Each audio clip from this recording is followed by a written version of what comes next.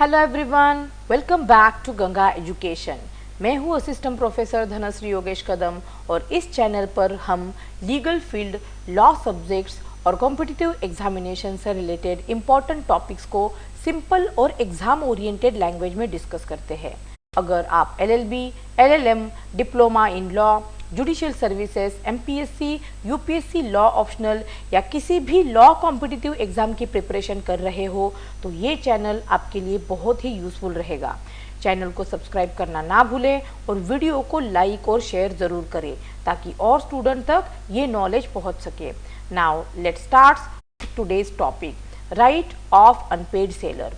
ये topic sale of goods act 1930 का एक बहुत इम्पॉर्टेंट एंड स्कोरिंग टॉपिक है जो आपको एग्जामिनेशन में short notes, case law, MCQs, long answers के लिए भी इम्पॉर्टेंट है। हर जगह पर ये पूछा जाता है, चाहे वो जुडिशरी का एग्जामिनेशन हो या LLB का एग्जामिनेशन हो। सबसे पहले हम समझेंगे अनपेड सेलर कौन होता है और फिर देखेंगे अनपेड सेलर्स के राइट और बाद में rights against goods and right against the buyer. इस टॉपिक को हम सिंपल इंग्लिश लैंग्वेज में स्टेप बाय स्टेप समझेंगे ताकि कंसेप्ट्स क्लियर हो और एग्जाम में लिखना आसान हो जाए। So let's begin with the introduction of this topic, rights of unpaid seller. So section 45 of the Sale of Goods Act 1930 defines unpaid seller. So what is definition of unpaid seller as per the section 45 subsection 1? The sellers of the goods is deemed to be an unpaid seller within the meaning of this act. A, when the whole of the price has not been paid or tendered. Second, that is B, when the bill of exchange or other negotiable instrument has been received as conditional payment and the condition on which it was received has not been fulfilled by the reason of dishonor of the instrument or otherwise. So let's discuss this section by breaking it. So पहला ingredient है when the bill of exchange and other negotiable instrument has been received as conditional payment। मतलब ये negotiable instrument है जो हमने receive कर चुके हैं as the payment, conditional payment, and the condition on which it was received has not been fulfilled। ये condition अब तक fulfill नहीं हुआ है by reason of dishonoring the of the instrument or otherwise. So let's simplify it. Price not paid or tendered, section 45 1A, if the buyer has not paid the full price of the goods or has not even offered, that is tendered the payment, then the seller is mentioned, seller is called as an unpaid seller. For example, simple example we will take, A sells goods worth rupees 50,000 to B, B pays only 20,000, you can see in the image.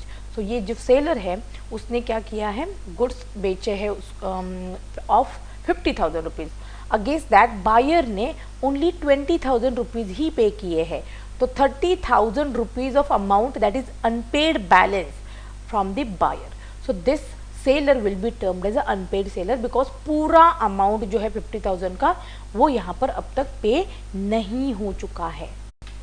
Conditional payment, now यहाँ पर conditional payment अगर fail हो रहा है as per section 45 subsection 1B के accordingly, so sometimes payment is made not in cash but through cheque, bill of exchange, promissory note. If such instrument is given as a conditional payment and later it is dishonored or the condition fails, seller again become an unpaid seller. ये example के साथ में हम समझते हैं, ये एक seller है, सेलर ने गुड्स बेचे हैं और उसके अगेंस्ट उसको एक चेक मिला है और वो चेक हो जाता है डिसऑनर्ड। अगर चेक डिसऑनर्ड हो रहा है इट मीन्स कि सेलर के अकाउंट में कोई पैसे जमा नहीं हो रहे हैं, that is the reason seller becomes unpaid seller. इसे एक उदाहरण के साथ में समझते हैं। मुझे घर के लिए एक नया फ्रिज लेना ही पड़ेगा, पुराना बिल्कुल काम का नहीं रहा। नमस्ते भैया, मुझे एक मीडियम साइज का रेफ्रिजरेटर चाहिए। नमस्ते मैडम, ये लेटेस्ट मॉडल है, वारंटी भी मिलेगी। कैश अभी अवेलेबल नहीं है, मैं चेक से पेमेंट कर देती हूँ।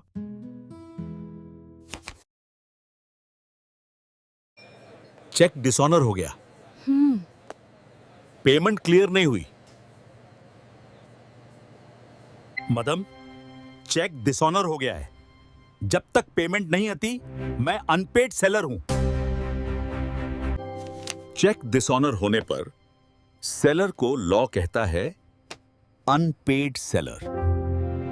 जब तक भुगतान प्राप्त नहीं होता, कानून के अनुसार मैं अवैतनिक विक्रेता हूं। मैंने भुगतान के लिए चेक दिया था, लेकिन ये अस्वीकृत हो गया।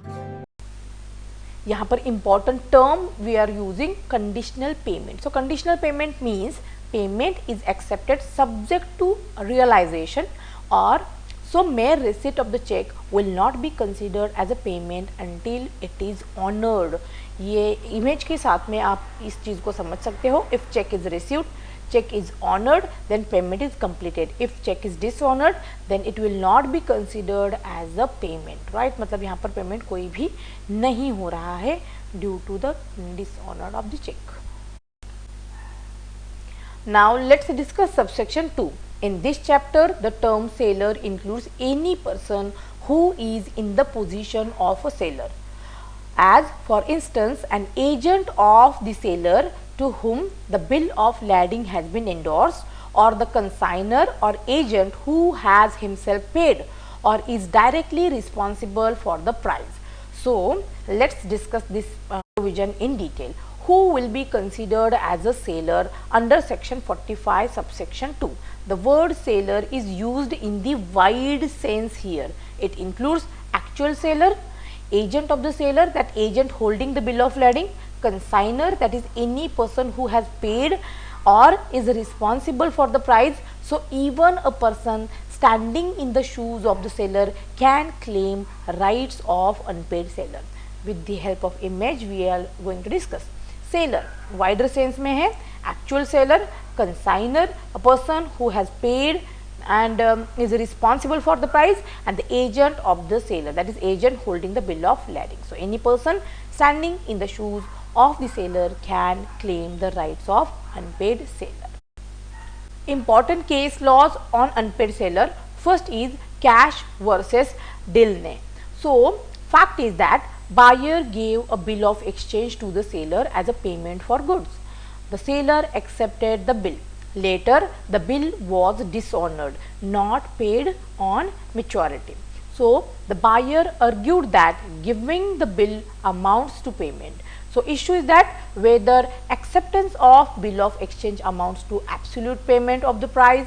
Judgment. The court held that acceptance of bill of exchange is only a conditional payment and not an absolute payment unless the bill is honored. In short, अगर कोई बिल ऑफ एक्सचेंज दे रहा है, निगोशिएबल इंस्ट्रूमेंट दे रहा है, but वो honoured नहीं हो रहे हैं, तो वो कंप्लीट पेमेंट कंसिडर नहीं किया जाएगा.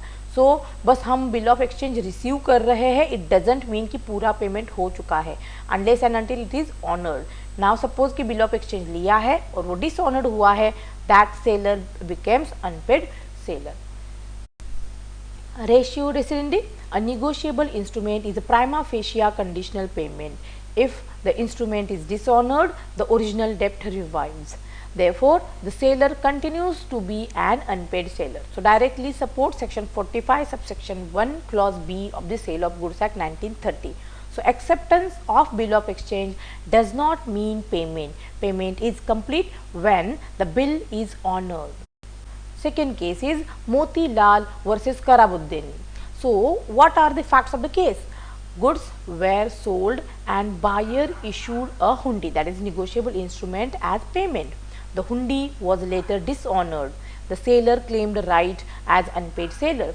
Buyer argued that issuing hundi discharged his liability. Issue: does giving negotiable instrument extinguished the seller's right if it is dishonored? Judgment. The court held that when negotiable instrument given as a payment is dishonored, the seller remains an unpaid seller.